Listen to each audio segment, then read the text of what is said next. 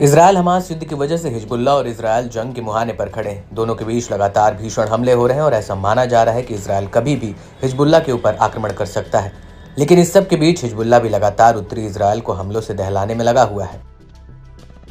इसी कड़ी में हिजबुल्लाह ने आईडीएफ की जारित मिलिट्री बेस पर दर्जनों रॉकेट दागे हैं। इसके साथ ही हिजबुल्लाह ने नकोरा नौसैनिक अड्डे पर भी गोला बारूद की झड़ी लगा दी है। हिजबुल्लाह का कहना है कि उसने इस हमले में इजरायली सैनिकों के जमावड़े पर हमला किया है। साथ ही कब्जे वाले कफार चौबा हिल्स पर समाक्वा साइट पर भी हिजबुल्लाह ने आईडीएफ पर सीधा हमला किया। हिजबुल्लाह का यह भी कहना है कि उसने आईडीएफ के रुवैसत अल आलम मिलिट्री साइट पर हैवी मशीन गन से हमला किया।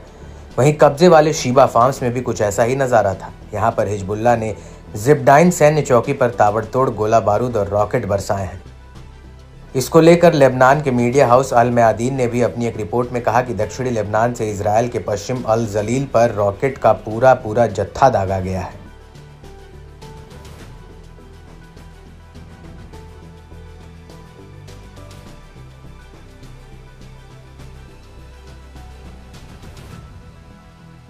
इन हमलों को लेकर खुद इजरायली मीडिया का कहना है कि गॉर्नॉट, हागलिल और गौरेन में हवाई हमलों के सायरन बजने लगे थे। मीडिया रिपोर्ट के मुताबिक आईडीएफ ने खुद 25 हवाई ऑब्जेक्ट्स को पश्चिमी अल जलील की तरफ इंस्पेक्ट किया।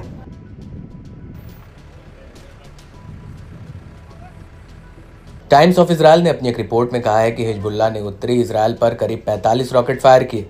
इस हमले से पहले आईडीएफ ने एक ड्रोन हमले में हिजबुल्लाह के field commander Abbas Ibrahim Hamza Hamada को मार गिराया था, जिसके बाद हिजबुल्लाह ने यह हमला किया है। आईडीएफ ने हिजबुल्लाह कमांडर अब्बास इब्राहिम को दक्षिणी लेबनान के डेयर किफा में ढेर किया और इसके बाद ही तमतमाए हिजबुल्लाह ने इसराइल के गलीली पर दोपहर 2:30 पर करीब 25 रॉकेट फायर कर दिए। इसके बाद इसी इलाके में करीब 20 रॉकेट और फायर किए गए, जिसकी वजह से आसपास के कई इलाकों में हवाई हमले के सायरन बजने लगे थे। हालांकि आईडीएफ का कहना है कि इन हमलों में ना ही कोई हताहत हुआ और ना ही कोई नुकसान हुआ है।